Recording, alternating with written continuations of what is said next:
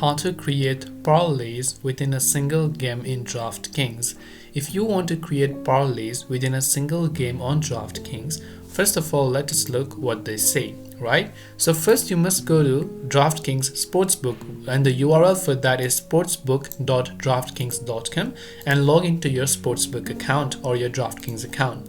After you've done that, you have to simply find the game you want to bet on and click the SGP button. So simply select the game that you wish to basically bet on. Over there you can agree to their terms and conditions, and then you have to simply click on the SPG button, which is Quick SGP, right over here.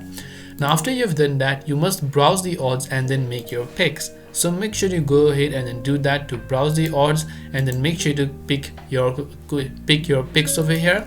Once done, you must also decide how much to wager in the bet slip, place your bet and track the outcome in the My Bet section of your account. This way you will be able to create a single game parlay within the same game.